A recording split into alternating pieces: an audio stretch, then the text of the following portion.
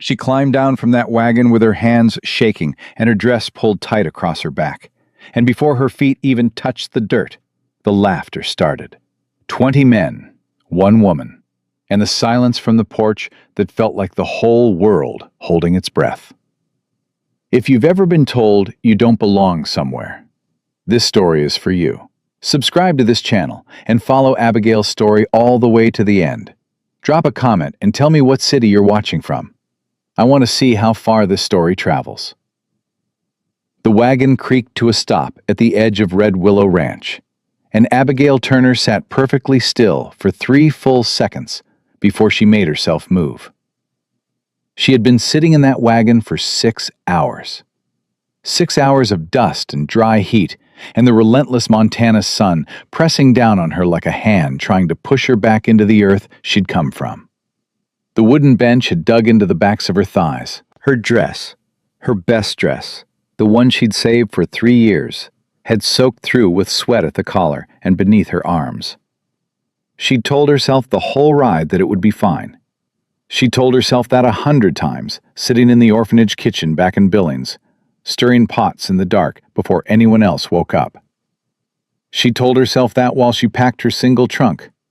She told herself that while she reread the letter from Red Willow Ranch for the 11th time, the one that said, "Seeking a capable woman for ranch household management, room, board, and consideration of permanent arrangement offered to the right candidate."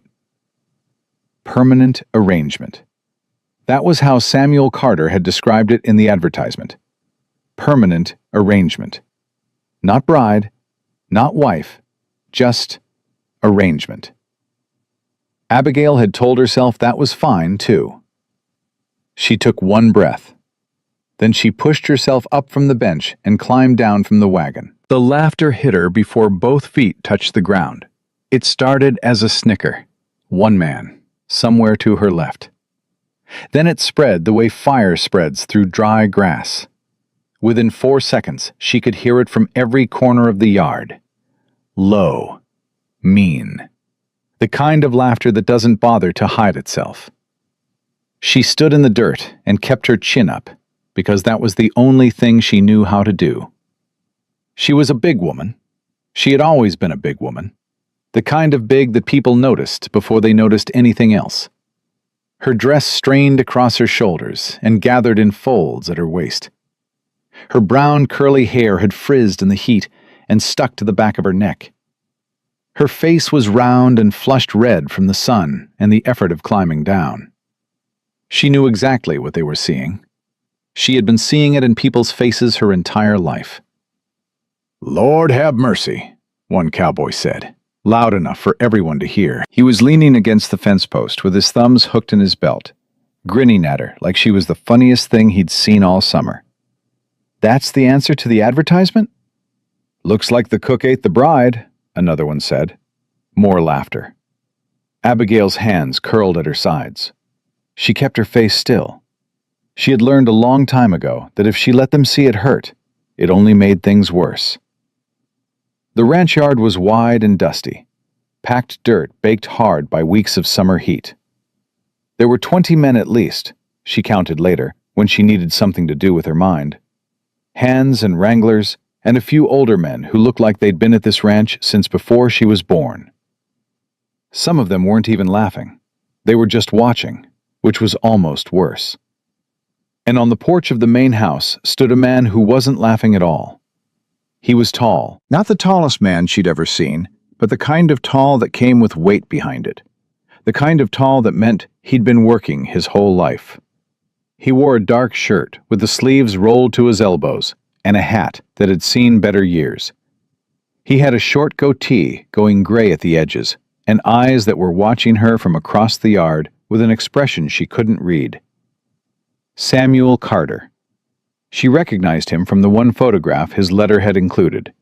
A stiff, formal thing, taken in some town photographer's studio. In person, he looked older, harder, like the land had worn him down the same way it wore down fence posts. He hadn't come down from the porch yet. He was just watching. Abigail made herself walk toward him. Every step felt like it was underwater. The laughter hadn't fully stopped. It had shifted to whispers and elbows into ribs, and the kind of smirking that men do when they think they're being subtle. Her trunk sat in the dirt behind her. She didn't look back at it. She stopped at the base of the porch steps. Up close, Samuel Carter's eyes were darker than she'd expected.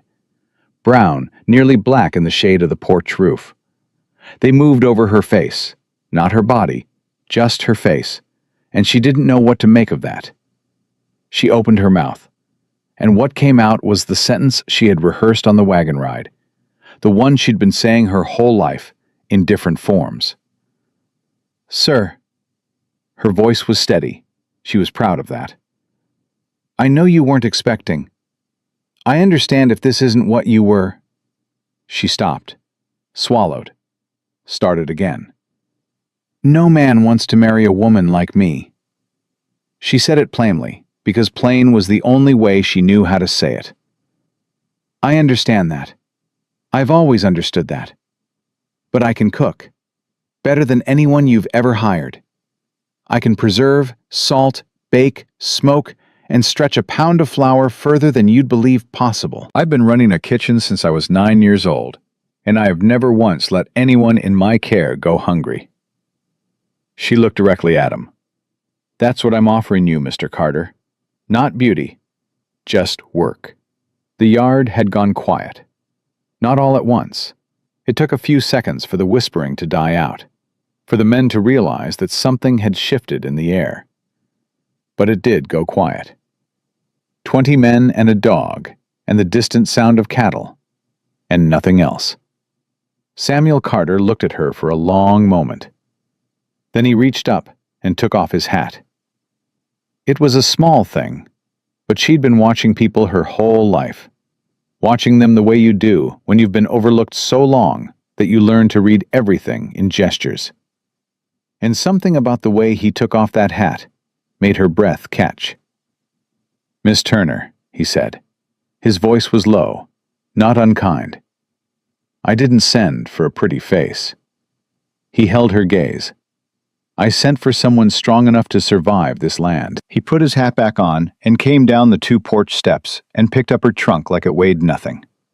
"I'll show you the kitchen," he said, and he walked right past her toward the side of the house.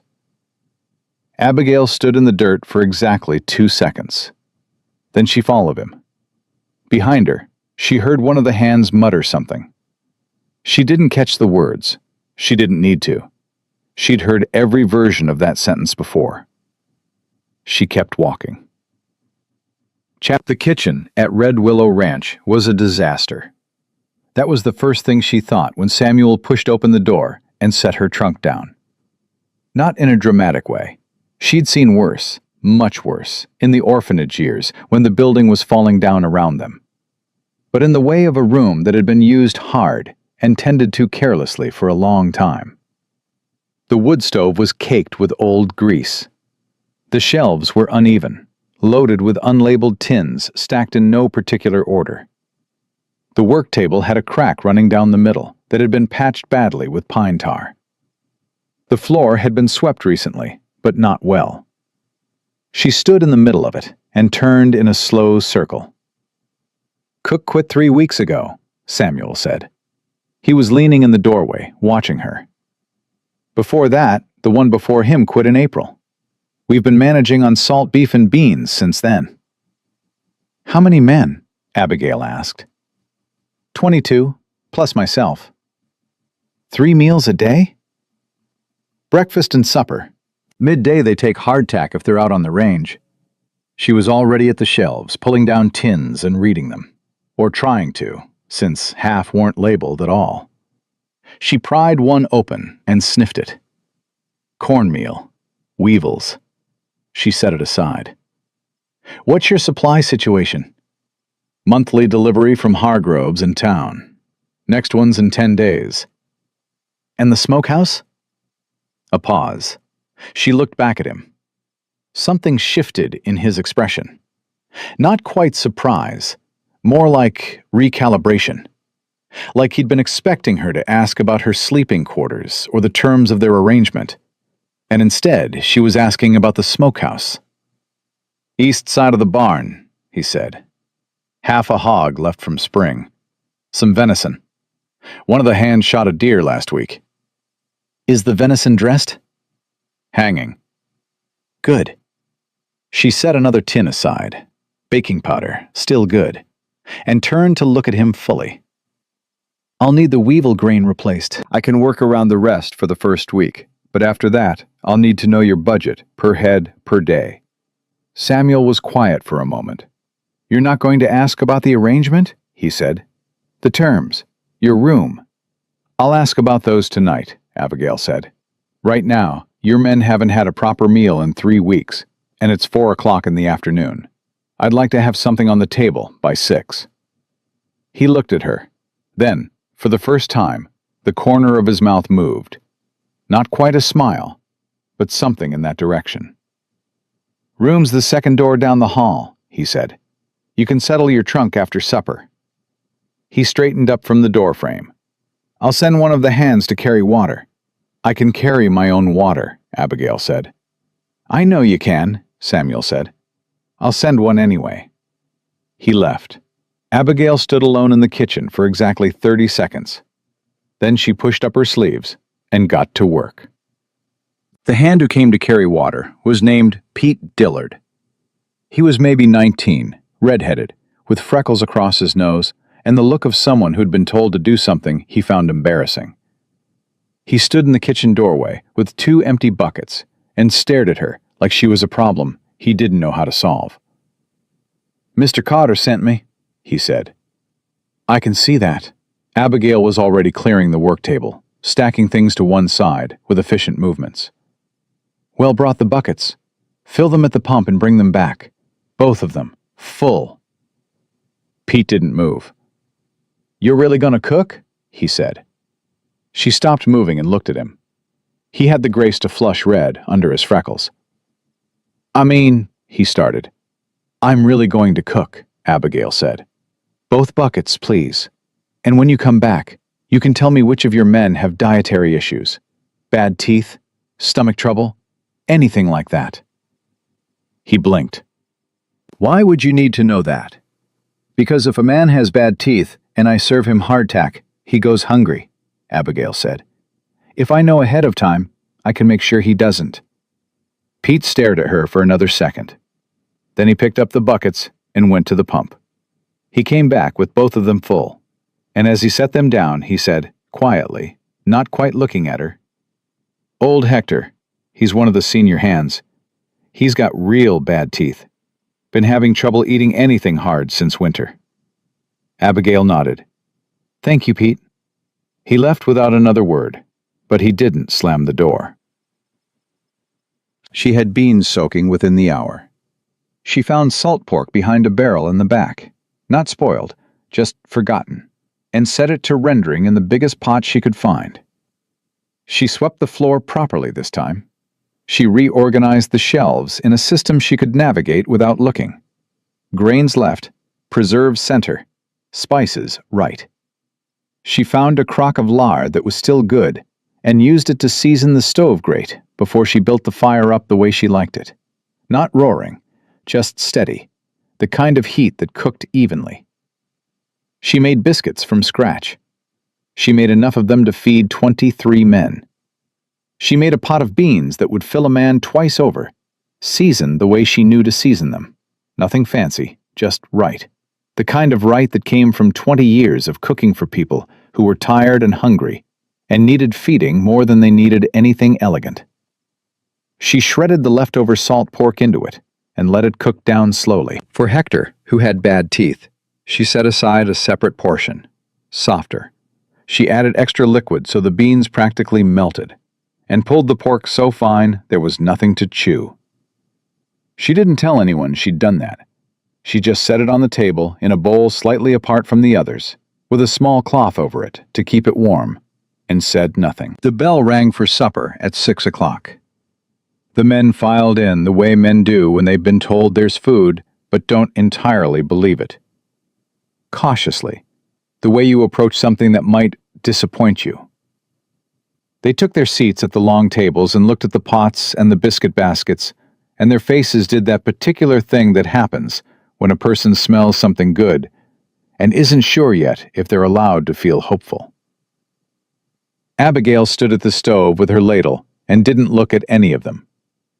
The man who'd made the first crack when she stepped off the wagon, she'd learned his name by then, Tom Briggs, a hard-faced man of about 40 with a scar across his chin. He sat at the far end of the table and made a point of sighing loudly before he'd touched anything. "Let's see what the big woman can do," he said, to no one in particular, to everyone. The table went quiet in that uncomfortable way where everyone heard it and no one said anything. Abigail ladled beans into the first bowl, then the second. She set the biscuit basket in the middle of the table and went back to the stove. She didn't look at Tom Briggs. She didn't look at anyone. She heard the moment the first man took his first bite. Not because of any noise, because of the absence of it. The table had been noisy with the scraping of chairs and the settling of bodies and the small talk of men who'd worked all day together. And then, one by one, those sounds stopped. Pete Dillard was the first one to say anything. "God," he said, not loud, almost reverent.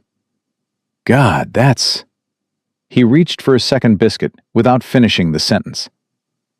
Tom Briggs ate his whole bowl before he said another word. Then he pushed it forward toward the center of the table and said, louder than he needed to, "Any more of that left?" Abigail looked at him. "Plenty," she said. She filled his bowl again. She didn't smile. She didn't make anything of it. She just filled his bowl and went back to the stove. At the far end of the table, she heard a very quiet sound. The scrape of a cloth being moved, and then a long pause. And then the sound of a man eating with real, relieved slowness. Hector. The bowl she'd set aside. He didn't say anything. He was an old man, weathered and quiet, and he just sat there eating his softened beans with careful, grateful bites. Abigail turned back to the stove so no one would see her face. Samuel Carter ate at the small table at the back of the kitchen. She hadn't known he was there until she turned around from the stove and nearly ran directly into a chair that hadn't been there before. He'd pulled it in from somewhere and set it at the back table with a bowl and a biscuit, and he was sitting there eating quietly while she worked, like he'd been doing it for years. "I usually eat in here," he said, when he saw her startled expression. "When there's a cook." "I didn't hear you come in," Abigail said. "I know," he ate another spoonful. "You were busy." She stood there for a second, unsure, and then went back to the pot to check whether the second batch of biscuits needed more time. "How long were you in the orphanage?" Samuel asked. She didn't turn around. "From age 4, she said, "until I was 17. "And then?" "Then I worked in the kitchen." She kept her voice even. "At the orphanage first, then for a hotel in Billings, then private families. I've been cooking professionally for 12 years. Why'd you answer the advertisement?" She was quiet for a moment. "The hotel closed," she said. "The family I worked for last moved east. The woman I cooked for before that passed away." She paused. "It seemed like the right time to try something different." She heard Samuel set down his spoon. "Miss Turner," he said. She turned. He was looking at her with that same unreadable expression from the porch. But she was getting better at reading it. Under the stillness, there was something careful in his eyes. The look of a man who chose his words slowly because he'd learned the cost of choosing them wrong. "I should tell you something," he said, "before you settle in and unpack your trunk." She waited. "The men out there," he said, "some of them are good. Some of them are just hard. And some of them are the kind of hard that doesn't get softer, no matter what you do." "I know," Abigail said. "Tom Briggs, specifically." "I know," she said again. Samuel looked at her for a long moment. "You're not afraid of him?" It wasn't quite a question. "I've been cooking for difficult men my whole life," Abigail said. "The key is not caring whether they like you. The key is making sure they need you."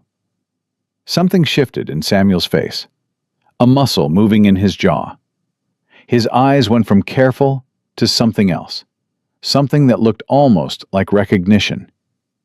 "That's a harder way to live than most people manage," he said.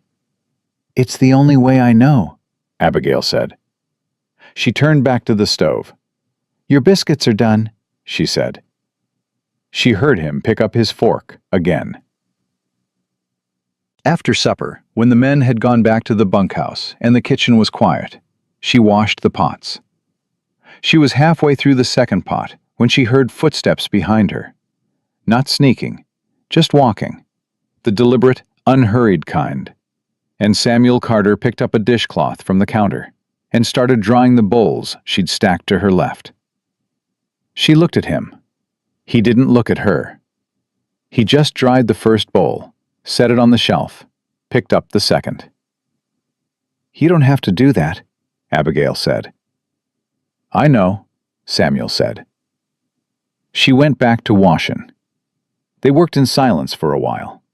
The good kind of silence. The kind that sits comfortably between two people who are both tired and don't need to fill the space. Outside, she could hear the last sounds of the ranch settling for the night. Cattle in the distance. A horse shifting in its stall. Wind moving through the dry grass. "How many acres?" she asked, not because she needed to know, but because she wanted to hear him talk. 1,200, Samuel said. "Give or take what the survey says. I've had it 11 years. "Alone?" A pause. "Had a partner the first 2 years," he said. "He went back east after the second winter." He set another bowl on the shelf. "Before that, the war," he said. "Virginia mostly." He didn't elaborate. She didn't ask. "The advertisement said a permanent arrangement," Abigail said, after a moment. "What exactly does that mean to you?" Samuel was quiet for long enough that she looked at him sideways. He was looking at the shelf, not at the bowl in his hands. "It means," he said carefully, "that if a person proves themselves here, they're not asked to leave." "And if they don't prove themselves?" "Then they leave on their own," he said. "I don't push people out. I've found they push themselves." She considered that. "And the arrangement?" she said. "The marriage part." Samuel set the bowl down. He turned and looked at her directly. "My mother told me once," he said, "that the worst thing you can do is tie a person to you out of desperation. That if you ever asked a woman to marry you, she should be someone you'd choose in any circumstance, not just the ones you were in." He picked up the next bowl. "I'm not asking you to marry me, Miss Turner," he said. "I'm asking you to work here and eat here and sleep under a roof that doesn't leak. What comes after that depends on what happens between now and then." Abigail looked at the pot in her hands. "That's a more honest answer than I expected," she said. "I don't have the energy for dishonest ones," Samuel said. She almost smiled. Not quite, but almost. They finished the dishes in silence. When the last bowl was dry and on the shelf, Samuel hung the cloth on its hook and took his lamp from the counter. "Second door down the hall," he said. "There's a latch on the inside." "Thank you," Abigail said. He nodded once and went to the door. He stopped with his hand on the frame. "Breakfast is at 5, he said. "But you know that." "I know that," Abigail said. He left. She stood alone in the clean kitchen for a long time. The stove ticked as it cooled. The lamp threw soft light across the shelves she'd reorganized. The smell of the beans still hung in the air, faint and warm and familiar. The smell that had been the whole of her world since she was 9 years old and first stood on a step stool to reach a pot. She pressed her palm flat against the work table. The crack down the center, the one patched with pine tar. It was solid. Worn and imperfect and patched up badly, but solid. She picked up her lamp and went to find her room. She was back in the kitchen at 4:30. The sky outside was still dark, just beginning to go gray at the eastern edge.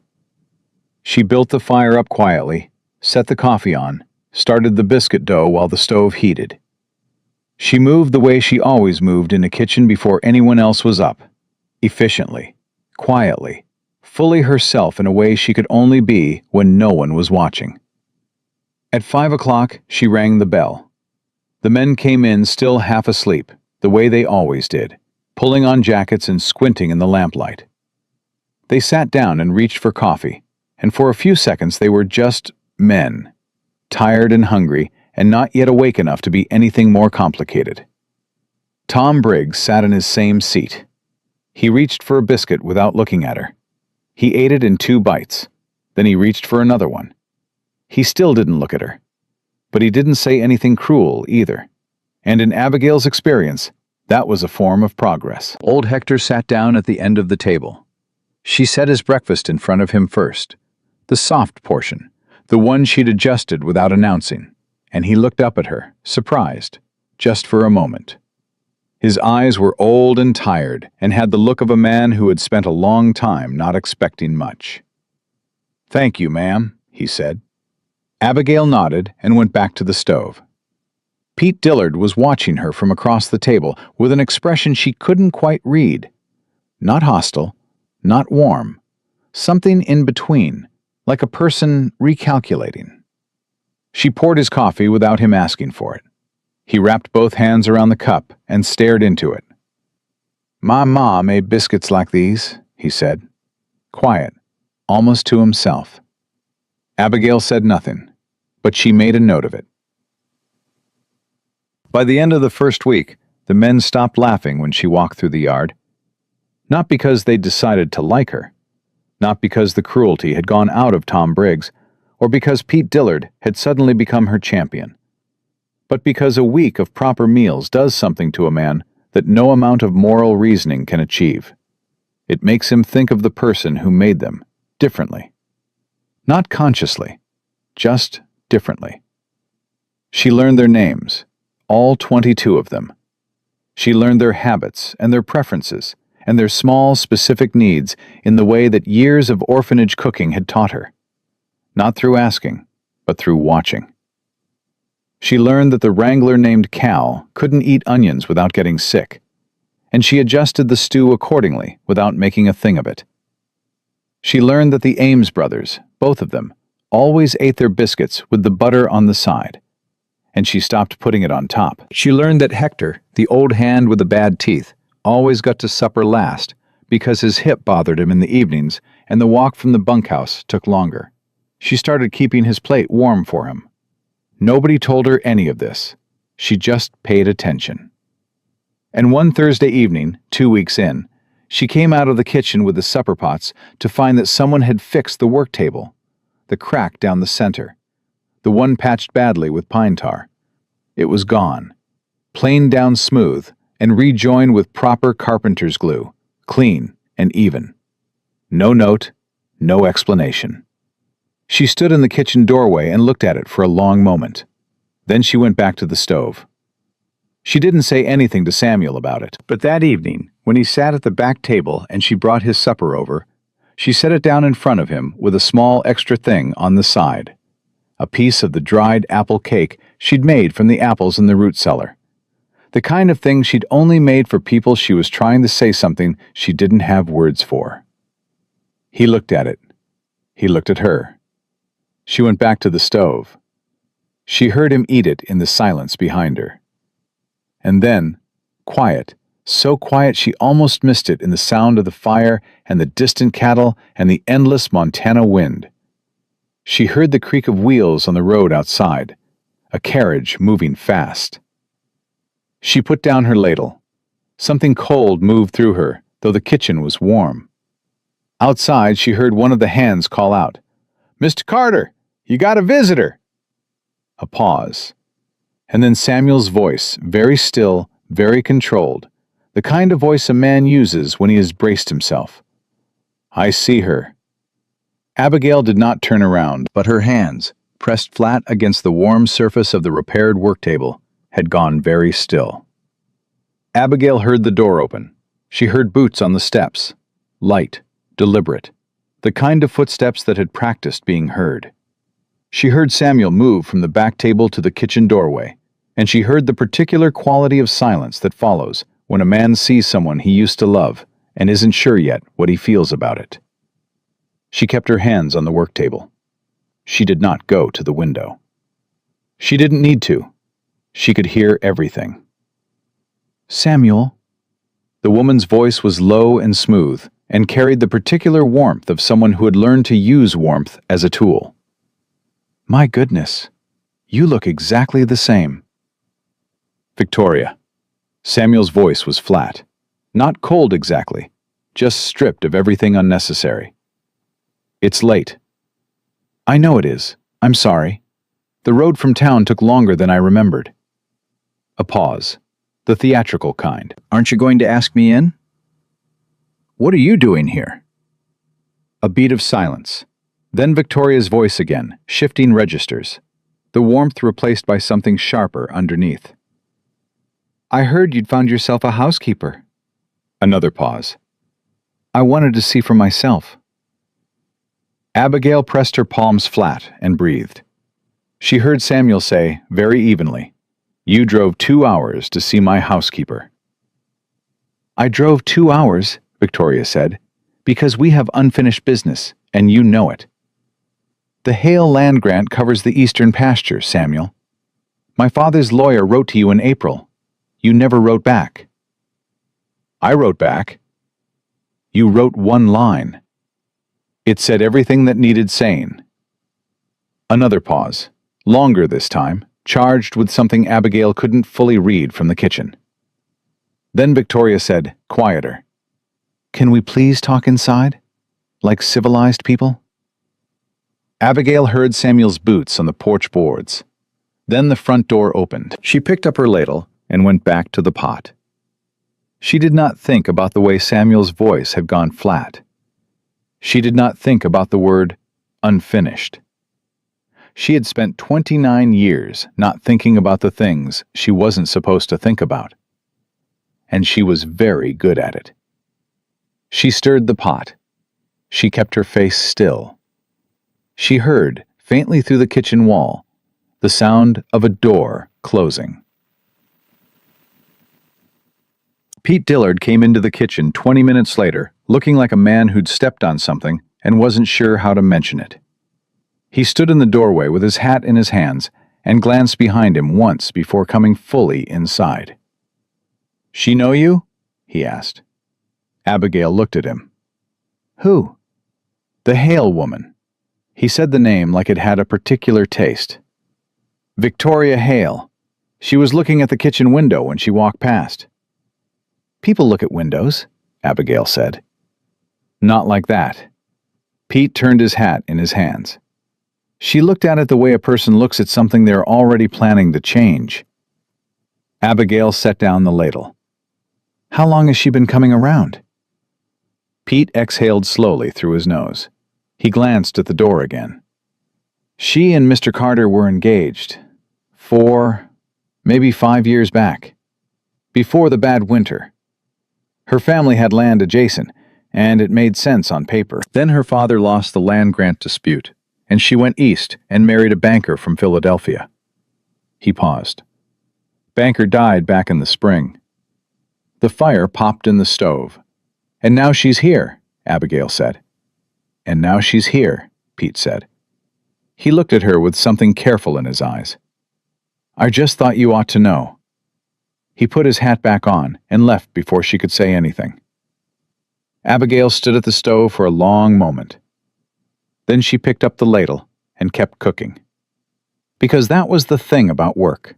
It didn't ask you how you felt about it. It just needed doing, and she was very good at doing it. Victoria Hale came into the kitchen at 8 o'clock. Abigail heard her before she saw her.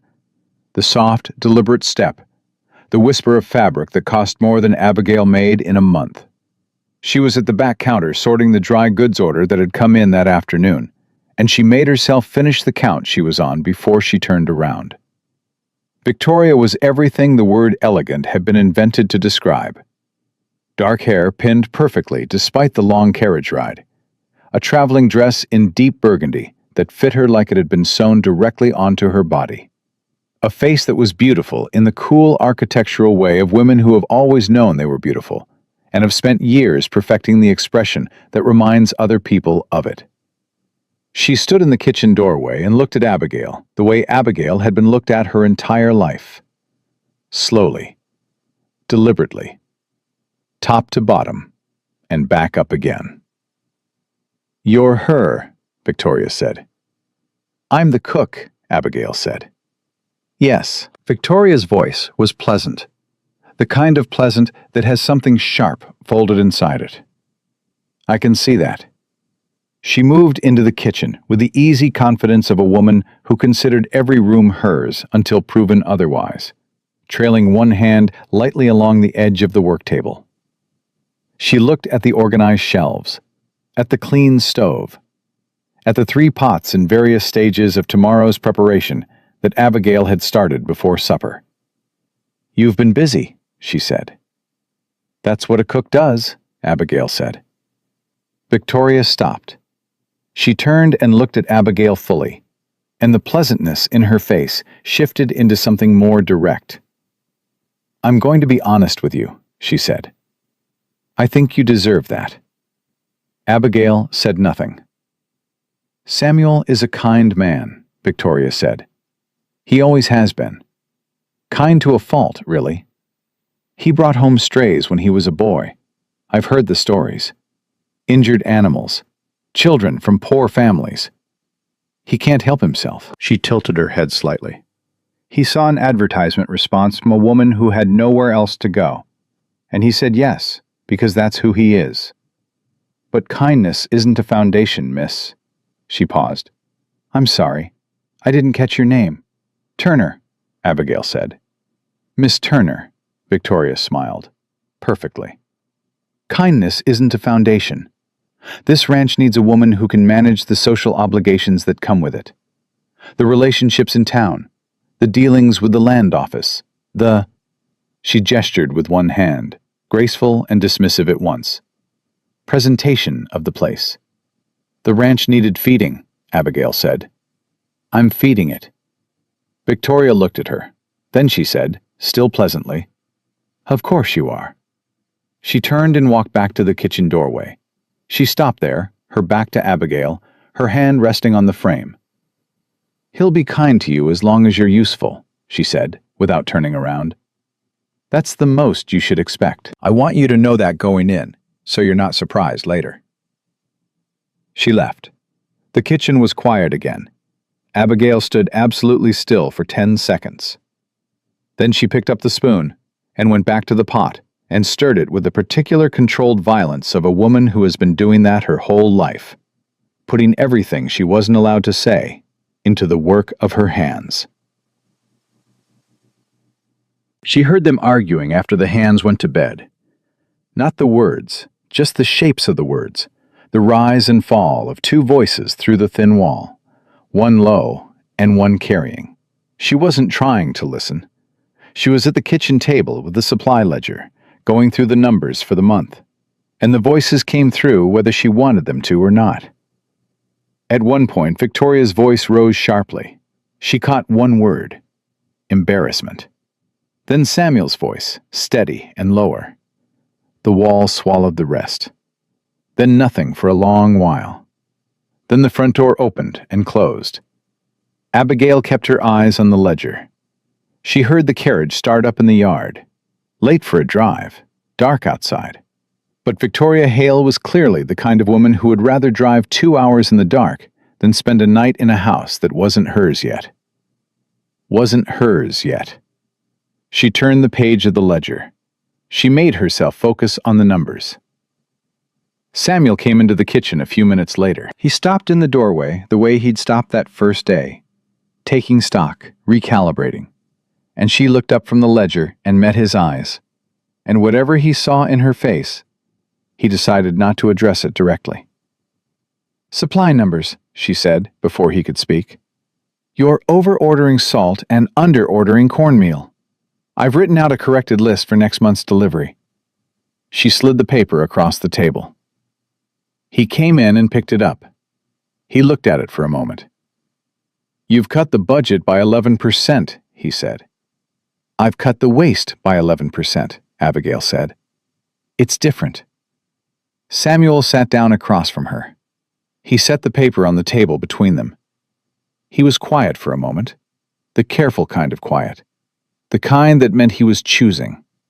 And then he said, "She'll be back." "I know," Abigail said. "The land claim is legitimate. Some of it." He paused.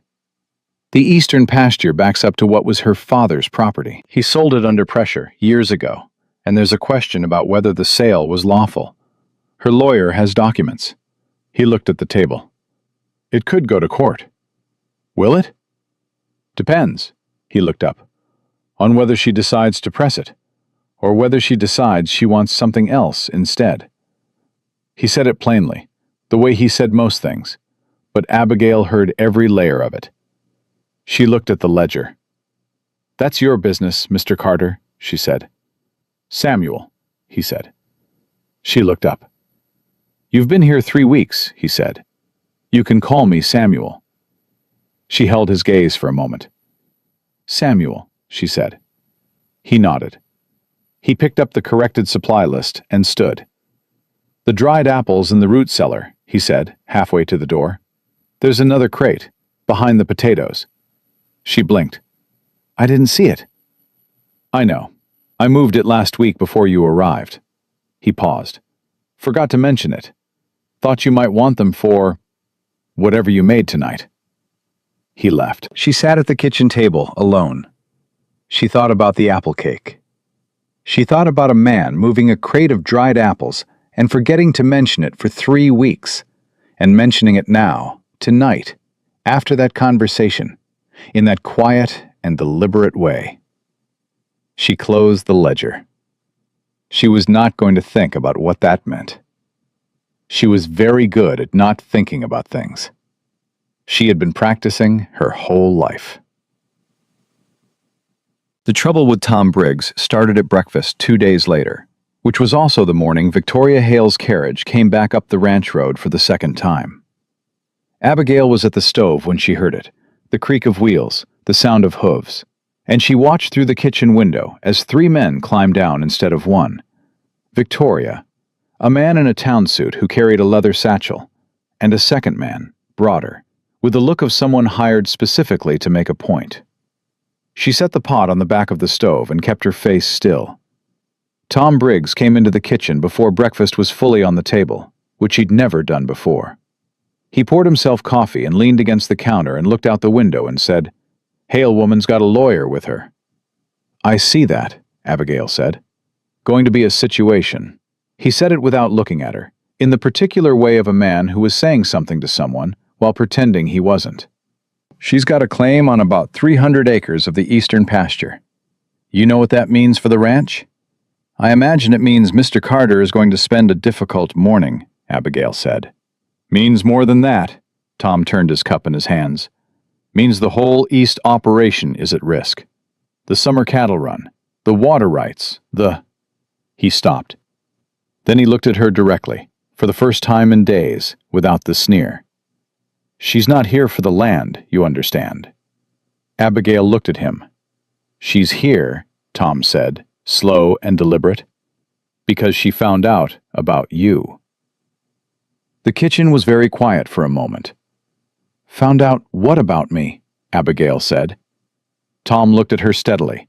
The hard face, the scar on his chin, the eyes that had been mocking her since the first minute she'd set foot in the yard, and that were now doing something entirely different. "Found out that Carter's been eating supper in the kitchen," he said. "Every night. Found out he fixed your work table himself. Found out that when the Halsey boy came through last week looking for work and made a comment about you in the yard, Carter sent him off the property." Abigail held very still. "She's threatened before," Tom continued.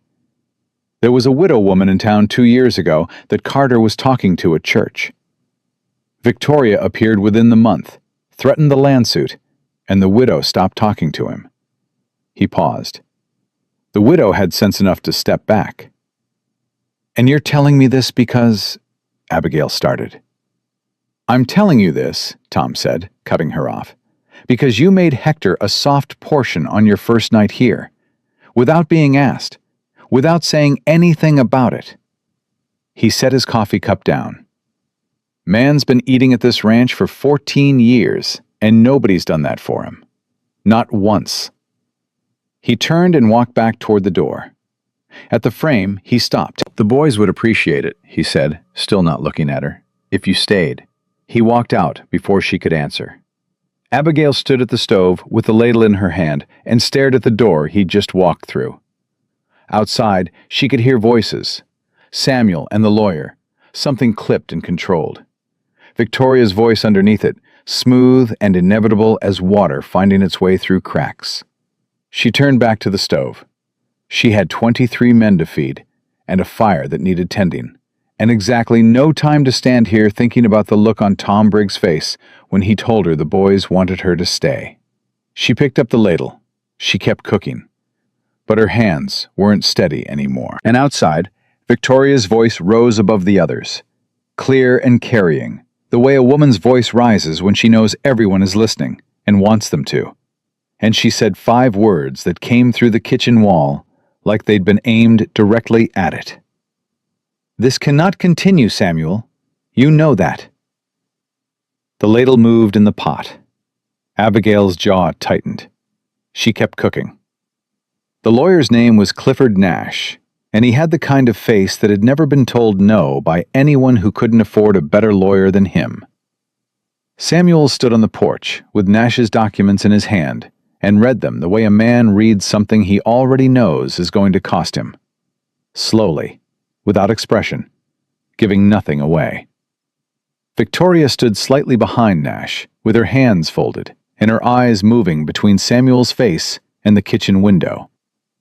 She had looked at that window 3 times in the last 10 minutes. Samuel had noticed. He didn't say anything about it. "The original grant deed," Nash said, pointing to a line on the second page, "was recorded under Hale family title in 1871. The subsequent sale to your predecessor was conducted under duress, as evidenced by the correspondence here, and Mrs. Hale is prepared to file for reclamation of the eastern boundary parcel, approximately 340 acres, in the county court by end of month." "My predecessor paid fair market value," Samuel said. "My client disputes the fairness of the market conditions at that time." "Your client," Samuel said, "is disputing a deed that's been settled law for 11 years. Nash smiled the way lawyers smile when they know something you don't. "New evidence has come to light." Samuel looked up from the documents. He looked at Victoria, not at Nash, not at the papers, at Victoria directly. The way he looked at things he was trying to understand. She met his eyes steadily. "When did you find this evidence?" he said. "Recently," she said. "My husband's estate included a number of my father's old papers. I had them reviewed after he passed." "Convenient timing," Samuel said. Her chin lifted half an inch. "I didn't choose when my husband died, Samuel." He held her gaze for a moment longer. Then he handed the documents back to Nash. "I'll have my own lawyer review these," he said. "Give me 2 weeks." "End of month," Nash said. "If we haven't heard from you." "You'll hear from me," Samuel said. He turned and walked back into the house. The door closed behind him. In the kitchen, Abigail heard the door and kept her eyes on the pot and her hands moving. The town of Millhaven had a general store, a church, a livery stable, 2 saloons, and the particular social architecture of every small western town, which was to say, everyone knew everything, and news traveled faster than horses. By Thursday, 4 days after Nash's visit, Abigail knew that people in town were talking. She knew it because Pete came back from the supply run with a new bundle of flour and a look on his face like a man who'd been asked questions he didn't know how to answer. "What are they saying?" she asked, without turning from the stove. Pete set the flour down. He was quiet for a second too long. "Pete," she said, "that Carter's keeping a woman at the ranch that no respectable man would look twice at," he said. fast, like he wanted to get it out before he lost his nerve. And that Victoria Hale is the kind of woman a man like Carter ought to have beside him. Not— He stopped. Not someone like me, Abigail said. I don't believe that, Pete said immediately. I want to be clear that I don't— I know you don't. Abigail pulled the pot off the heat. It's all right, Pete. It's not all right, he said, with a sudden vehemence that surprised her. It's not right at all, and everybody out there knows it, and nobody's saying so, and it's— He stopped himself, jaw tight. Hector told me what you do with his plate every night. He told me last week. He said he hasn't eaten a hot meal without pain since before his wife died 12 years ago. And you just figured it out and did something about it without being asked. He picked up his hat from the counter and turned it in his hands. That's worth more than anything Victoria Hale ever did for this ranch. The kitchen was quiet. Thank you, Abigail said. Steady, meaning it. Pete nodded once, hard, put his hat on, and walked out. Abigail stood at the stove and breathed. She was not going to cry. She had never once cried in front of anyone in a kitchen, and she was not starting today. Victoria came back on Saturday, and this time she came alone. She came in the late afternoon, when Samuel was out on the eastern pasture with two of the hands checking fence lines, and the ranch was quiet and half empty. She knocked at the front door, and when no one answered, she walked around to the kitchen entrance and knocked there instead. Abigail opened the door. They looked at each other. He's not here, Abigail said. I know, Victoria said. I saw them ride out. She paused. May I come in? Abigail stepped back. Victoria came in and sat, uninvited, at the kitchen table. She folded her hands on the surface of it, the repaired surface, the one Samuel had fixed, and looked at Abigail with an expression that was different from the last time, less polished, more direct. I'm going to drop the land suit, she said. Abigail went very still. On one condition, Victoria continued. I'm not a party to any condition regarding that land, Abigail said. No, but you're the condition. Victoria's eyes were steady on her face. You leave, quietly, without drama. You tell him you've decided the arrangement isn't what you expected. He'll let you go. He won't push. He's not that kind of man. And in return, I file nothing, and this ranch keeps its 340 acres. The fire ticked in the stove. Abigail looked at her. You drove out here alone, she said, to make that offer directly to me. Samuel would never agree to it if I asked him, Victoria said. He'd refuse on principle, and then lose the land on principle, which is exactly the kind of man he is. So I'm asking you instead. She leaned forward slightly. You're a practical woman, Miss Turner. I've watched you work. You understand trade-offs. You understand that sometimes the sensible thing and the painful thing are the same thing. Abigail was quiet for a long moment. You're afraid of me, she said. Something crossed Victoria's face. Fast, almost invisible. But Abigail had spent 29 years reading people in kitchens, and she saw it clearly. I'm being practical, Victoria said. You drove 2 hours alone on a Saturday afternoon to make a private offer to a cook, Abigail said. That's not practical. That's afraid. Victoria's chin came up. The composure snapped back into place. Think about what I've said, she said, standing. You have a few days. She walked to the kitchen door. She stopped there, and she turned, and for just a moment the architecture of her face shifted. The beautiful, carefully constructed expression broke slightly at the edges. And underneath it, Abigail saw something human and raw and genuine for the first time. He fixed your table, Victoria said. Her voice was very quiet. He never fixed anything for me. She left. The door closed. Abigail sat down on the bench beside the work table and pressed both palms flat against the repaired surface. She sat there for a long time. She didn't tell Samuel. She told herself it was because it wasn't her business to tell. She told herself that he had enough to manage with the lawyer and the land dispute and the summer work. She told herself a lot of things, sitting at the supply ledger that night and not seeing any of the numbers. Samuel came in from the eastern pasture after dark, with dust on his shirt, and that particular exhausted stillness of a man who has been holding things together all day and is running out of the energy to keep holding. He sat at the back table.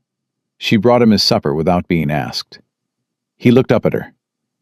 "You don't have to do that," he said. "I know," she said, exactly the way he'd said it to her about the dishes 3 weeks ago. Something moved in his face. He looked down at the plate. "Victoria's lawyer sent a message today," he said. "They've moved the filing date up. End of next week." Abigail sat down across from him. She looked at the table between them. "What happens if they file?" she said. "We go to court," he said. "Which means money and time and no guarantee of outcome." He turned his fork over in his hand. "I've got enough in reserve to fight it, but it would take everything. There'd be nothing left for the winter stores, for the—" He stopped. He looked at her. "Why are you looking at me like that?" "Like what?" she said. "Like you know something." She was quiet for 3 full seconds. "Victoria came here this afternoon," she said, "while you were out." Samuel set the fork down. She told him. All of it. Plainly, the way she told everything, without softening it or shaping it. The condition, the land, the offer. She told him about Victoria's face at the door when she said, "He fixed your table." She told him all of it.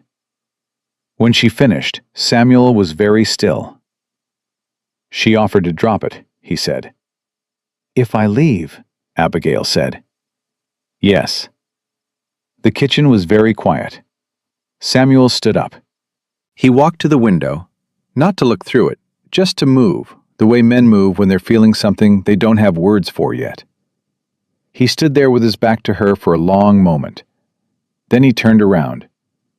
"Pack your trunk," he said. The bottom dropped out of Abigail's chest. She started. "Pack your trunk," he said again, and his voice was not what she expected. Not cold, not relieved, not any of the things she'd braced for.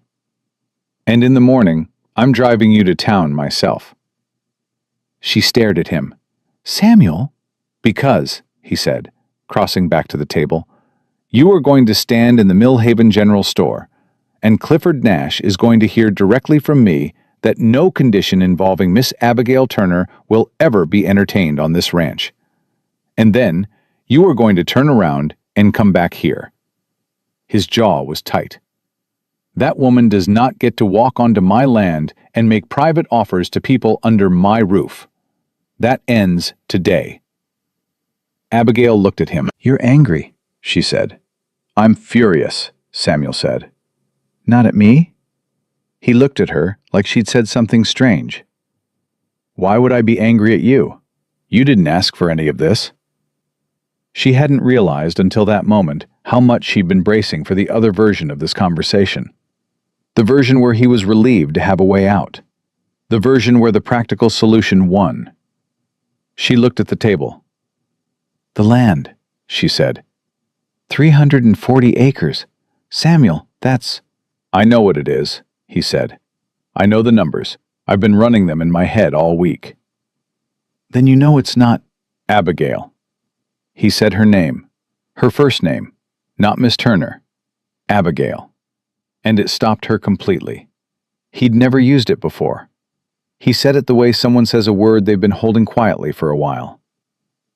"I have been on this land for 11 years. I have built everything here from nothing, and I have done it alone, and I have never once had someone in this kitchen who—" He stopped.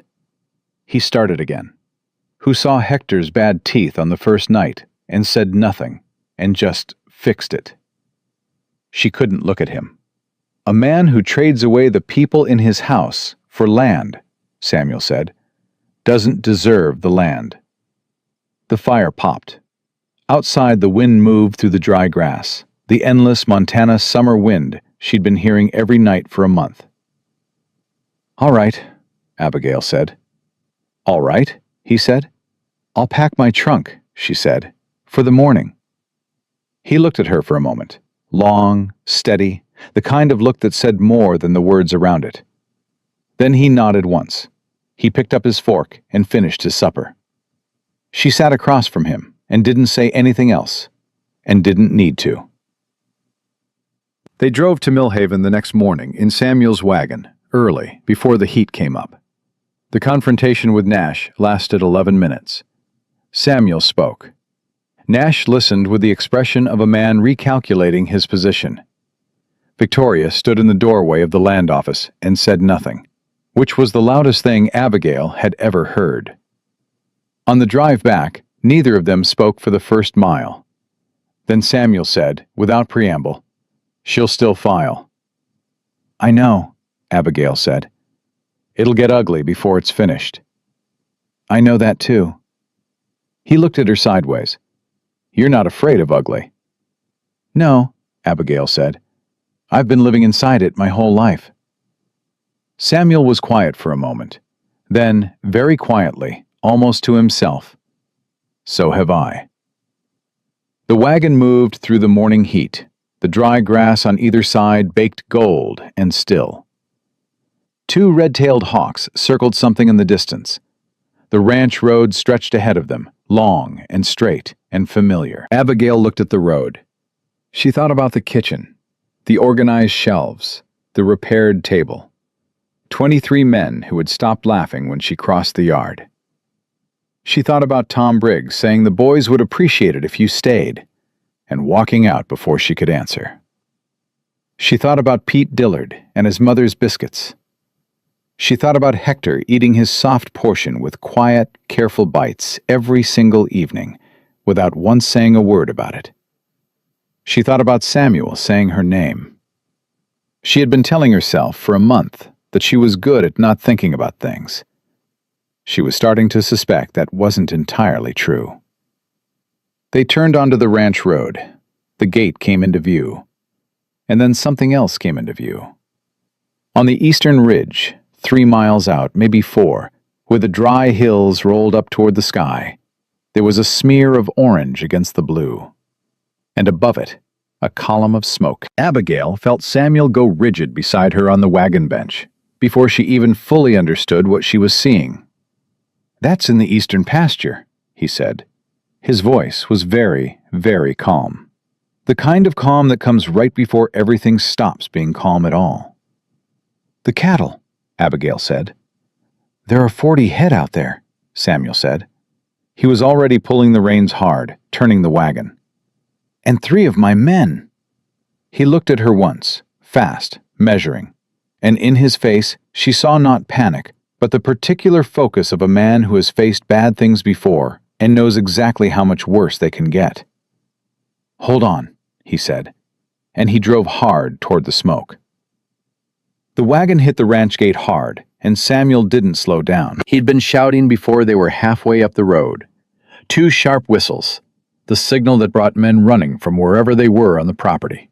And by the time he pulled the horses up in the yard, Pete was already coming out of the barn at a dead run, and Tom Briggs was right behind him, with his hat in his hand, and his face doing that particular thing faces do when they understand before the words arrive. "Fire," Samuel said, jumping down. "Eastern pasture. I need every man with a water barrel and a wet blanket. Now." The yard exploded into motion. Men came from the bunkhouse, from the barn, from the fence line to the north. Abigail was down from the wagon before Samuel had finished the sentence, moving toward the kitchen at a pace that wasn't quite running, because she didn't run. She moved with the fast, deliberate economy of a woman who knows exactly what she's going to do before she gets there. Pete caught up with her at the kitchen door. "What do you need?" he said. "Every barrel in the kitchen yard," she said. Get them to the wagon. The 2 big ones from the smokehouse, too." She was already through the door, pulling the heavy kettle hooks from the wall, grabbing the coiled rope she'd noticed on her second day, and filed away the way she filed everything away, without knowing why yet, just knowing it might matter someday. "We don't have enough water," Pete said. "Not for a grass fire in this heat." "We don't need to put it out," Abigail said. She came back through the door with her arms full and looked at him directly. "We need to stop it. There's a difference. Get me the barrels." Pete stared at her for 1 second. Then he ran. She had the plan in her head before the first barrel was loaded. It came from 12 years of cooking, which was 12 years of managing fire, knowing how it moved, where it ran to, what it needed to keep going, and what cut it off. A kitchen fire and a grass fire were not the same thing, but the principle was. Fire needed fuel. Take away the fuel ahead of it, and it died. She pulled Samuel aside while the men were loading. "The creek bed," she said. "The dry one, east of the middle pasture. Is there still any moisture in the soil?" He looked at her like he was catching up. "Some. Why?" "It's a natural break. If we wet it down and turn the dirt along the near edge, the fire won't cross it." She looked at him. "How long before it reaches the cattle?" "Hour, maybe less." "Then we have enough time," she said. "But only if we go now." Samuel held her gaze for 3 full seconds. Then he turned to the yard. "Tom," he said, "you heard her. Take 4 men to the creek bed. Start turning soil. Pete, you're on barrels with Miss Turner. Hector." "I'm coming," Hector said. He was standing at the edge of the group, his hip bad as always, but his face set in the expression of a man who has already made his decision. Samuel started to say something. "Don't," Hector said. "I've been on this ranch 14 years. I'm coming." Samuel closed his mouth. He nodded once. They went. The smoke reached them before the fire did, thick and low, and carrying the particular smell of dry Montana grass going up, a smell that sat in the throat and didn't let go. Abigail felt it the moment they cleared the far ridge, and she heard some of the younger hands cough and pull their bandanas up. She didn't pull hers up yet. She needed to see.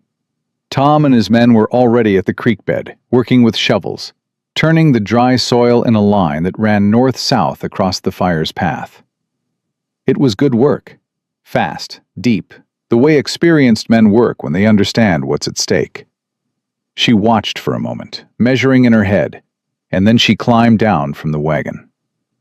"More to the north," she called to Tom. "The wind's coming south-southwest. It'll push the fire left. You need that line 20 feet further north." Tom looked at her. She waited. He looked at the smoke. He looked at the angle of it, the lean of it in the wind. "Move north," he said to his men.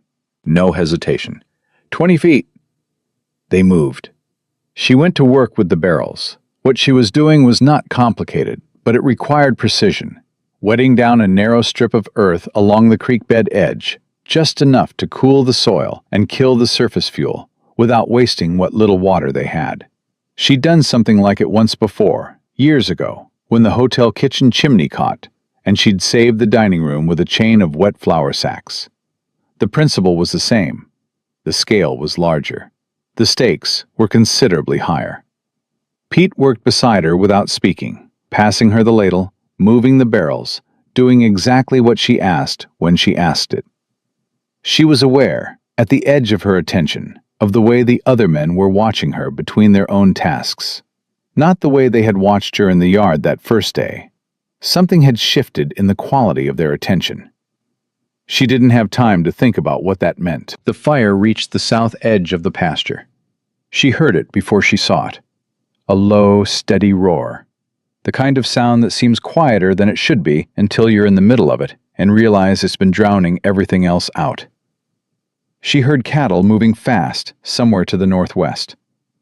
She heard one of the hands shout something she couldn't make out. She kept working. "Abigail!" Samuel's voice, sharp and close. She turned. He was 2 feet away, his face tight. "There are 3 calves in the draw to the east, trapped on the wrong side of the fire line. Jenkins went in after them, and his horse threw him." "Is he hurt?" "Ankle. He can't ride. I'm going back in for the calves." She looked at him. "Alone?" she said. "I know that draw," he said. "I've run cattle through it for 11 years. I know where the low spots are." "The wind is wrong," she said. "You go in from the south, the smoke pushes back at you. You need to come in from the creek side and drive them north." "The creek side is where we're working." "I know," she said. "I'll cover the gap. Give me your horse." He stared at her. "I can ride," she said. It wasn't a defense, just a statement. "Orphanage had 3 horses. I learned at 7. For a moment, he just looked at her, that measuring look, the one that saw things. And then he said, "She's got a soft mouth. Don't pull hard." He handed her the reins. She hadn't been on a horse in 4 years. Her body remembered it differently than her mind did. The weight shift, the way her hips had to settle into the movement, the particular communication of pressure and release through the reins. Samuel's horse was a gray mare, and she was indeed soft-mouthed, and also, Abigail realized within the first 20 strides, extremely calm for an animal with a fire behind her. She filed that away as something she appreciated about Samuel Carter's judgment.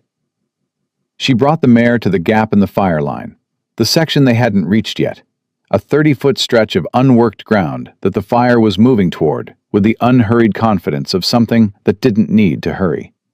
And she did what she'd done in the hotel kitchen 12 years ago. She thought about fuel. She thought about what the fire needed to cross that gap, and she took it away.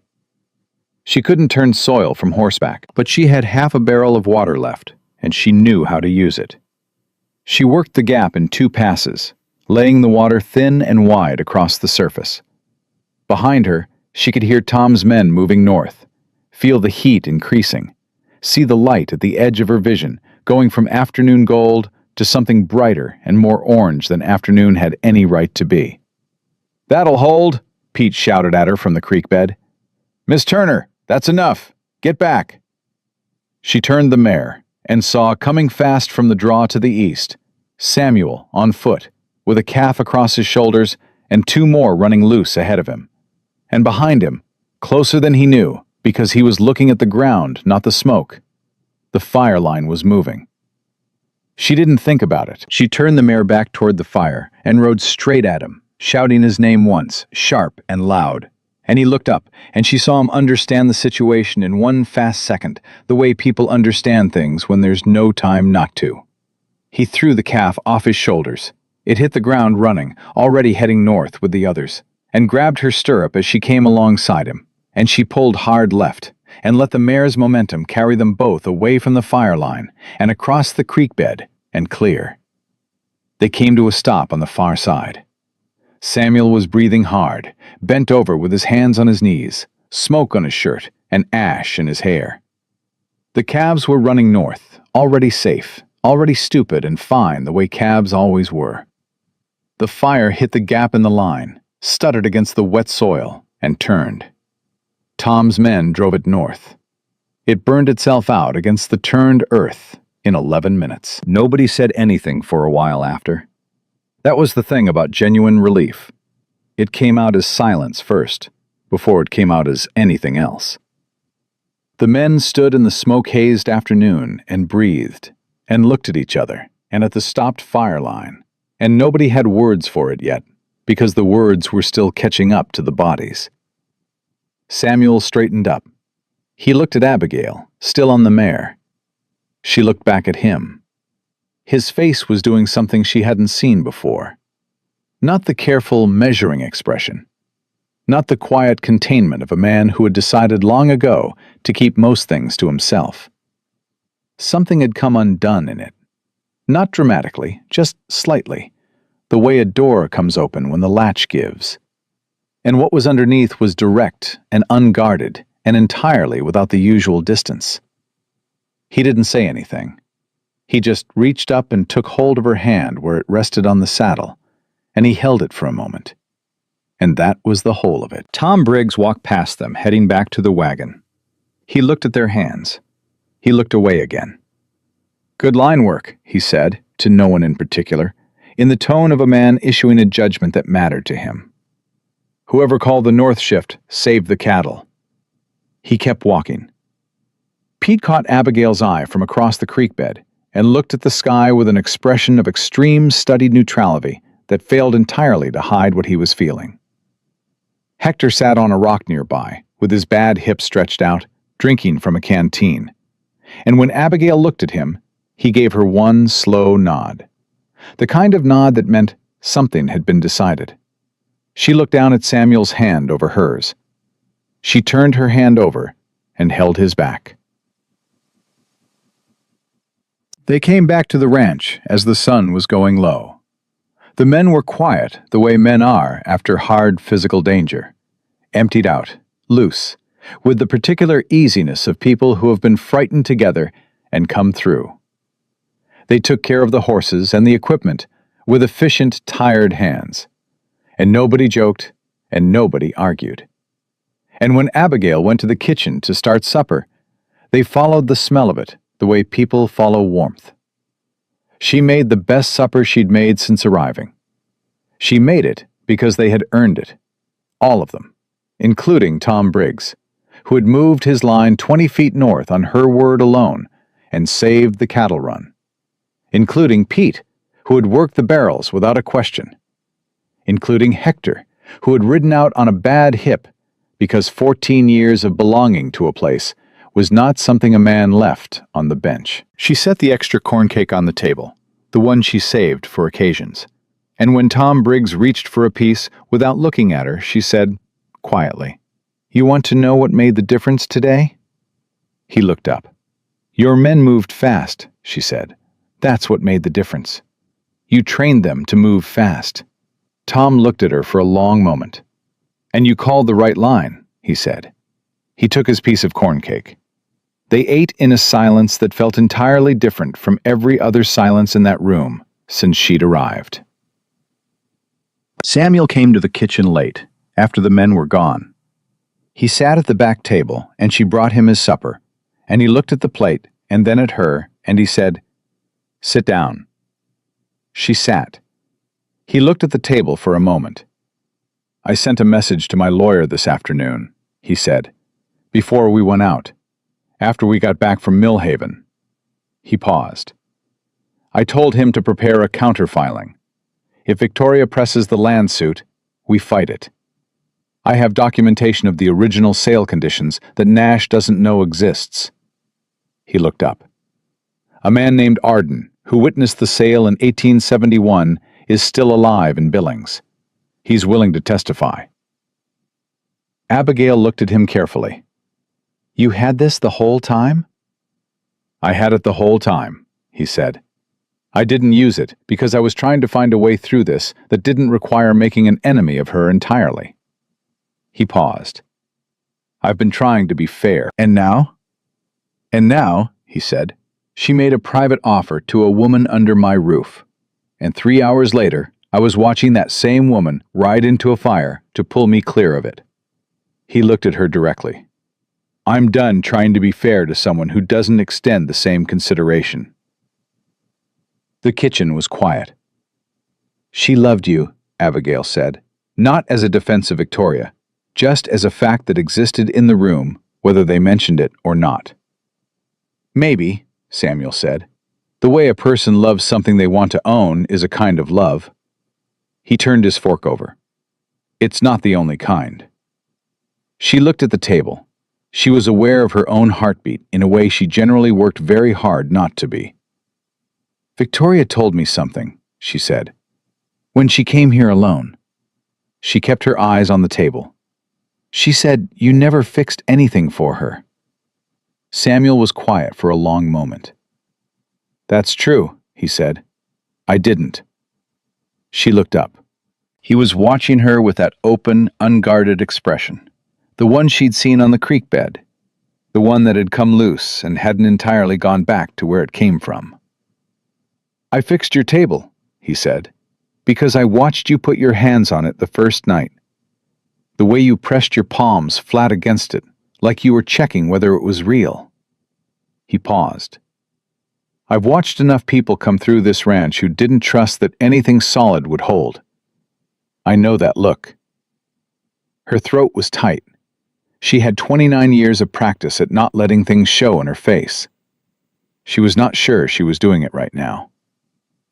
"Samuel," she said. "I know," he said quietly. "I'm not asking anything. I'm just telling you what's true." She nodded. He picked up his fork. They ate together in the warm kitchen, in the last of the evening light, with the smell of the corn cake and the distant cattle, and the cooling air of a Montana summer evening coming through the window. Outside, she could hear the men in the bunkhouse. Low voices, the occasional laugh, the settling sounds of tired men at the end of a hard day. Inside, the fire ticked down to coals in the stove. She refilled Samuel's coffee without being asked. He said nothing, but his hand, when he reached for the cup, moved slowly enough that his fingers brushed hers on the handle, and neither of them pulled back, and neither of them said anything about it. The message from Clifford Nash arrived 2 days later. Pete brought it in from the road, a sealed envelope, and set it on the kitchen table without a word, and then left the room with the instincts of a man who understood that some moments required space around them. Samuel opened it at the table. He read it. He set it down. Abigail kept her hands busy with the bread dough and waited. "She's withdrawing the suit," he said. Abigail went still. "Effective immediately," he said. "No conditions stated." He looked at the letter. Nash's language says only that his client has determined the matter is not worth pursuing at this time. He set the letter on the table. The kitchen was quiet. "What do you think changed her mind?" Abigail asked. Samuel was quiet for a moment. "I think," he said, "she drove out here to make you an offer, and you told her you weren't afraid of her." He paused, and then the whole town heard that the cook at Carter Ranch rode into a grass fire and held the line. And I think Victoria Hale, whatever else she is, understood what that meant. Abigail looked at the bread dough under her hands. "It means the cook did her job," she said. "It means," Samuel said carefully, "that the woman at this ranch is not someone who can be moved." He folded the letter. He looked at her across the kitchen. "That's not a small thing," he said. "Not out here." She pressed the dough. She kept her face still.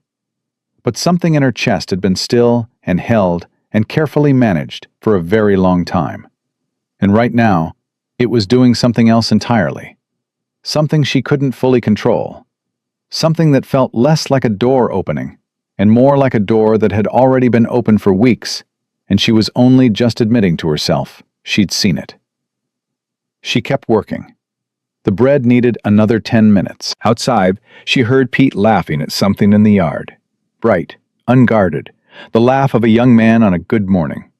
And Hector's low voice underneath it, and the sound of horses, and the ordinary living noise of a ranch going about its day. She pressed the dough.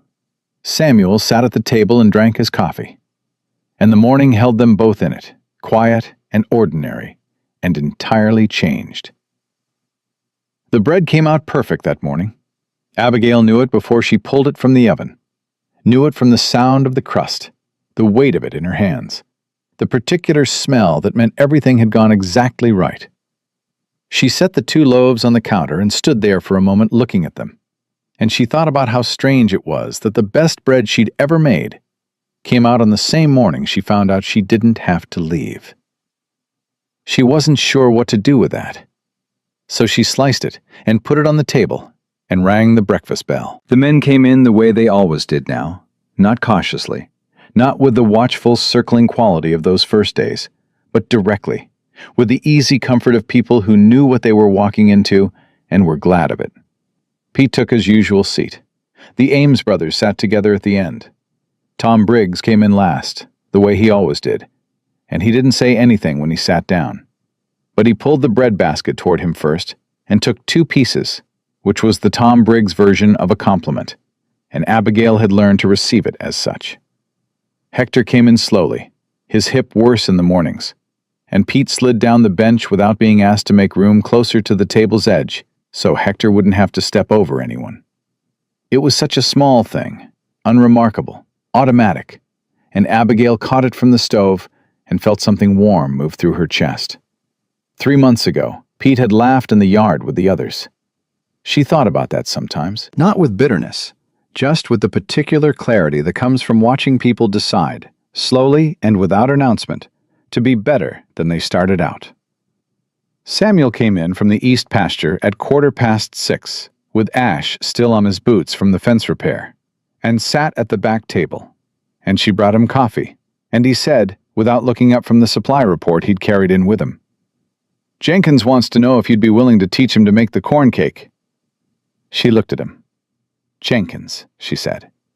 "He told Pete, who told Tom, who told me." Samuel turned a page. "He's too embarrassed to ask directly." "Jenkins is 43 years old," Abigail said. "Yes, he is," Samuel said. "He also cried a little when the calves came out of that draw alive. But we are all pretending we didn't see that." She almost laughed. Not quite, but almost. "Tell Jenkins to come to the kitchen on Sunday," she said, "after morning work." Samuel nodded and went back to his report. She went back to the stove. The ordinary morning held them all. The news from town came on a Thursday, carried by the supply rider along with a cornmeal order and a letter addressed to Samuel in handwriting Abigail didn't recognize. She set the letter on the back table and said nothing about it. Samuel read it that evening, and when he came to the kitchen afterward, his face had the careful, stripped-down look that meant he was managing something. She waited. "There's going to be a town meeting," he said, "next Saturday. The land office wants to address the boundary disputes in the valley. Several ranches, not just mine. Nash filed paperwork that affects 4 properties before Victoria withdrew her suit." He paused. "My name is on the agenda." "Will she be there?" Abigail asked. "Victoria?" He was quiet. "I expect so. She still has holdings adjacent to the Hargrove property, and that dispute is ongoing." He looked at the table. "The whole valley will be there." It's the kind of meeting that turns into the kind of thing people talk about for years.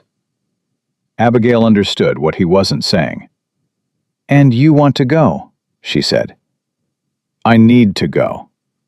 "And you're telling me because—" "Because," he said, and then he stopped and started again, with the particular deliberateness of a man choosing words he's been sitting with for a while. "Because the last time something happened in this valley that involved your name, you found out from Pete Dillard instead of from me. And I don't want that to happen again." She looked at him. "My name is going to come up," he said plainly. "Victoria will be there. People will talk. I can't stop that. But I want you to hear it from me first. And I want you to know that whatever is said in that room on Saturday is not something I'm ashamed of." The kitchen was very quiet. "What exactly will they say?" Abigail said. He met her eyes steadily. "That Samuel Carter brought a woman to his ranch who doesn't fit the picture people have in their heads of what a rancher's woman ought to look like. And that he doesn't seem to care." He paused. "Which is true." She looked at the table. Her throat was doing something she wasn't in control of. "Samuel," she said. "You don't have to say anything," he said quickly. This isn't me asking for something. I'm just telling you the truth of where things stand. You deserve to know that." She was quiet for a long moment. Then she looked up at him. "I'll go with you," she said. He went very still. "Abigail, I've been going into other people's spaces my whole life," she said. "Kitchens that weren't mine. Houses where I was the help. Rooms where I was tolerated because I was useful. I've been walking into rooms that weren't built for me since I was 9 years old. She held his gaze. I can walk into one more. Samuel looked at her with that open, unguarded expression, the one she'd stopped pretending she didn't recognize for what it was. You don't have to prove anything to anyone, he said. I know that, she said. I'm not going to prove anything. I'm going because it's my business too now. This ranch is my business. She paused. Isn't it? He looked at her for a long moment. Yes, he said. It is.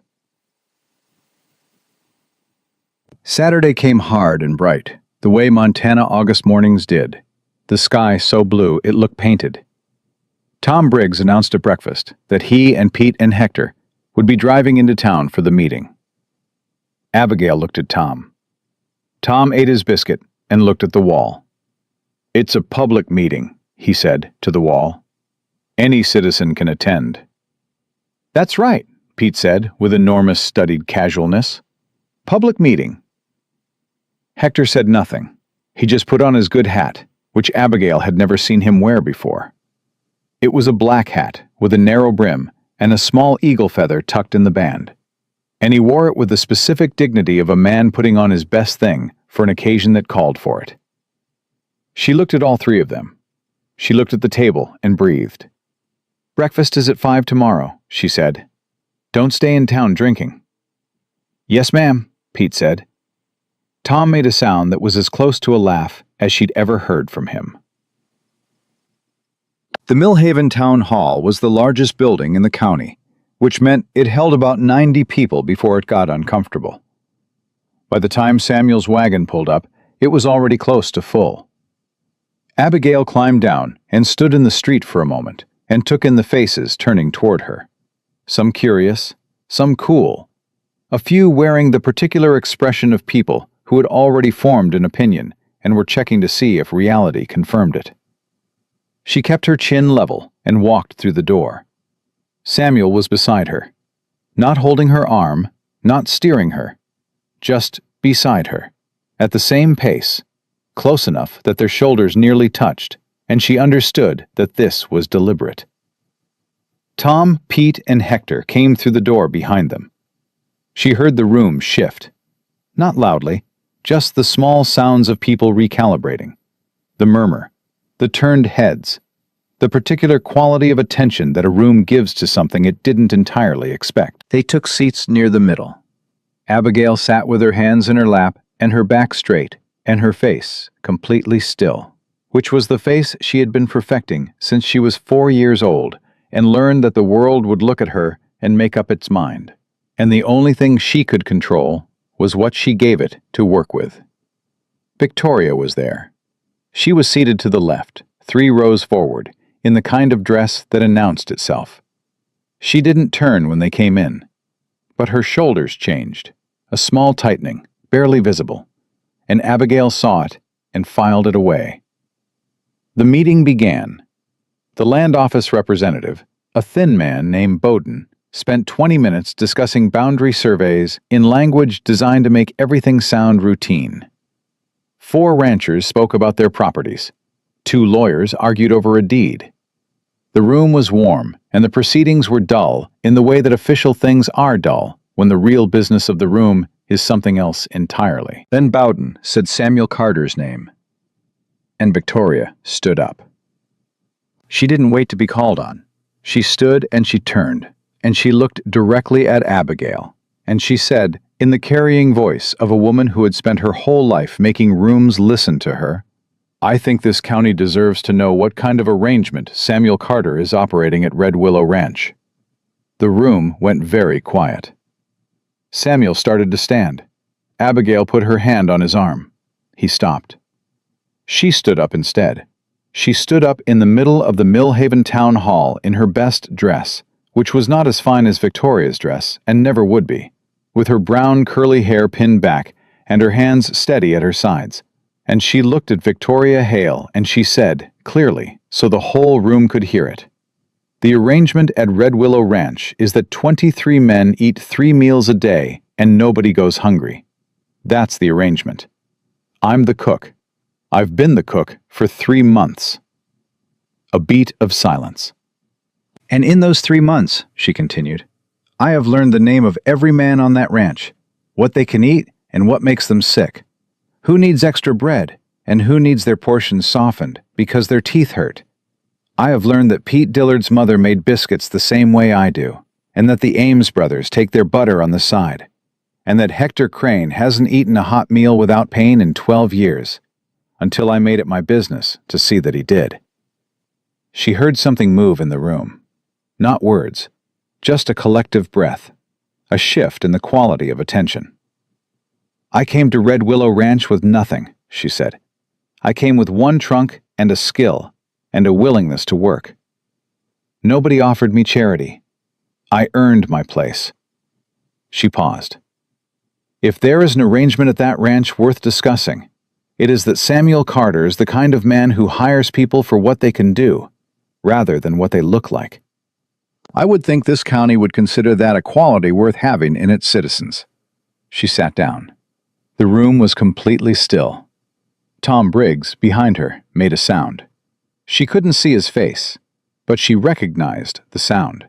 She had heard it before, from men who had made up their minds about something and weren't going to change them. He started clapping. It was slow at first, deliberate, the way Tom Briggs did everything, like he was daring someone to tell him not to. Then Pete joined him. Then Hector, careful and measured. Then someone in the back row. Then someone on the left side. Then, she would think about this moment for the rest of her life. Old Mr. Hargrove, who owned the general store and had been in Millhaven longer than anyone, stood up and clapped with the slow, nodding satisfaction of a man who had been waiting for someone to say a particular thing for a long time. Victoria sat down. She sat down without saying another word, and she folded her hands in her lap, and she did not look at Abigail again for the rest of the meeting. Later, much later, Abigail would understand that this was its own kind of concession, the only kind Victoria Hale knew how to make, which was to simply withdraw from a field she had decided she could not win. Outside afterward, in the street, Pete was talking too loudly, the way he did when he was covering emotion, and Tom was standing with his arms crossed, looking at everything except Abigail, which she had come to understand was how Tom looked when he was feeling something he didn't have a framework for. Hector came and stood beside her. He was quiet for a moment. Then he said, in his slow, careful way, "My wife was a big woman." Abigail looked at him. "Bigger than you," he said. She could carry 2 flour sacks at once and still open the door. She made the best sourdough bread in 3 counties. He was quiet for a moment.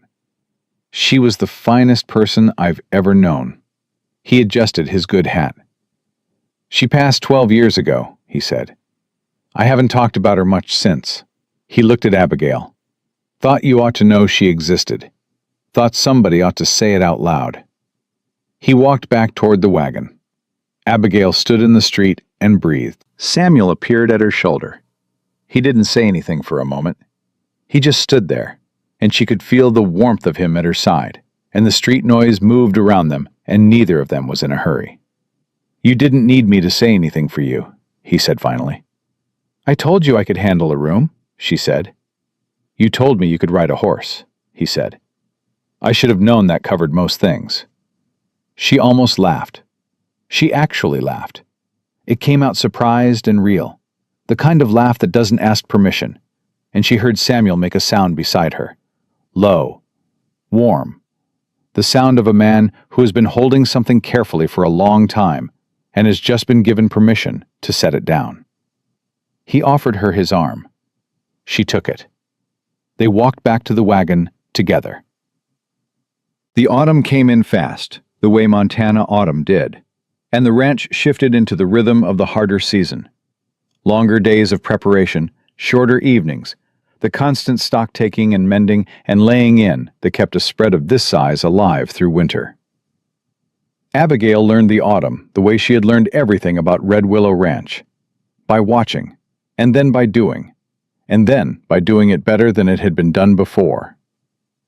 She learned the smokehouse schedule, and the root cellar rotation, and the particular math of feeding 23 men through months when the supply road became unreliable. She learned which of the hands had family they'd want to visit at Christmas, and which ones had nobody, and she made quiet plans accordingly. One evening in late September, Samuel came into the kitchen with a small package wrapped in brown paper and set it on the work table. She looked at it. "What is this?" she said. "Open it," he said. She opened it. Inside was a small, leather-bound notebook. On the first page, in Samuel's careful handwriting, was written, "Red Willow Ranch, Kitchen Management. Abigail Turner, Head of House." She stared at it. "Head of House," she said. "That's the correct title," Samuel said. He was looking at the shelf, not at her. "I've had my lawyer draw up paperwork. It formalizes your position here. Your wages, your authority over the household operations, your standing." He paused. "Legal standing, specifically." She looked up from the notebook. "Legal standing," she said. "In case anything happened to me," he said carefully, still looking at the shelf. "You'd have a documented claim to your position here. The men's wages, the supply arrangements, all of it would stay under your management. You wouldn't be," he paused, "removable." The kitchen was very still. "Samuel," she said. He finally looked at her.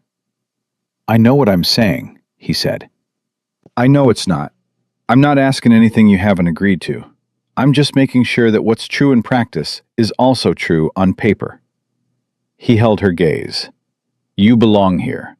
I want that to be a fact that the law recognizes, not just something I know." She looked at the notebook in her hands. She thought about a 4-year-old in an orphanage kitchen who learned very early that belonging was something that happened to other people. She thought about 12 years of working in other people's houses, sleeping in other people's servants' quarters, cooking at other people's stoves. She thought about the wagon ride, and the laughter, and the dust, and Samuel Carter taking off his hat. "I belong here," she said. Quiet, testing the words. "Yes," Samuel said, simply. "You do." She closed the notebook. She set it on the shelf. The organized shelf, the one she'd built out of chaos. And she turned around and looked at him, this man who had fixed her table without being asked, and remembered a crate of dried apples, and stood beside her in a town hall, and given her a notebook with her name in it. And she said, "Samuel Carter, are you ever going to say the rest of it?" He blinked. Something in his face broke open, surprised and then not surprised, and then something warm and certain and entirely unguarded. "I've been working up to it," he said. "You fixed my table in the first week," she said. "You've been working up to it for 3 months." "I'm a slow man," he said. "I know you are," she said. "I've been patient." He looked at her for a long moment. Then he crossed the kitchen and he stood in front of her, close enough that she could see the gray in his goatee and the lines at the corners of his eyes and all the years of hard work and hard land that had made him exactly what he was. And he said, "I would like to ask you to stay here. Not as the cook, not as head of house." He paused. "As the person this place belongs to, same as it belongs to me." She held his gaze. "That's the rest of it?" she said. "That's the rest of it," he said. She looked at him for 3 full seconds. "Yes," she said. They were married in November in the Millhaven Church on a cold, bright morning with snow just starting to come off the mountains to the north. Tom Briggs stood in the front row in a clean shirt. Pete cried, which he would deny until his dying day, and which Hector would confirm to anyone who asked. Hector wore his good hat with the eagle feather. The minister said the words, and Samuel said the words, and Abigail said the words, and when it was done, the whole of Red Willow Ranch walked out into the November cold and ate the food Abigail had spent 3 days preparing, because she had insisted on making her own wedding supper, and nobody had argued with her. Because nobody argued with Abigail Turner Carter about what happened in her kitchen. Years passed the way they do on the land. Not quickly, not slowly, but with the relentless weight of seasons that asked everything of you and gave back exactly what you put in. Red Willow Ranch grew. Not extravagantly, not the way railroad money grew things, but steadily, the way things grow when they're tended honestly. They took on more land to the north. They built a second smokehouse. They hired 3 more hands, and Abigail learned their names and their needs before their second week was done. Pete Dillard married a schoolteacher from Billings and brought her to the ranch for Sunday dinner and watched with open pride while she ate 2 helpings of the corn cake and told Abigail it was the best thing she'd ever tasted. Tom Briggs never became a warm man, but he became, over time, a different kind of hard. The kind that had softer edges than it started with. The kind that occasionally appeared in the kitchen doorway on a cold evening and stood there, saying nothing, until Abigail wordlessly handed him a cup of coffee, and he took it and left without ever acknowledging that the exchange had happened. Hector stayed until he was 71. When he finally retired to his daughter's house in Billings, Abigail packed him a box of provisions for the road. Enough food for a week, all of it soft, all of it right. And he stood in the yard holding the box and looked at her with those tired old eyes and said, "My wife would have liked you considerable." She hugged him. He stood stiff and surprised for a moment, the box between them. Then his arms came up and he held on for a moment. One brief, careful moment. The way a person holds something they know they're saying goodbye to. He got in the wagon. He didn't look back. She stood in the yard and watched him go until the road bent and the wagon disappeared. And then she pressed her hands flat against her apron, the way she always had when she needed to feel something solid, and she breathed. Samuel came and stood beside her. He didn't say anything. He took her hand. People in the valley talked about Red Willow Ranch for years, and what they said most often was not about the land, or the cattle, or the legal troubles of the early days. What they said was, if you're passing through and you're hungry, stop at Carter Ranch. There's a woman there who feeds people like family. Travelers did stop. Cowhands between jobs. Families on the move.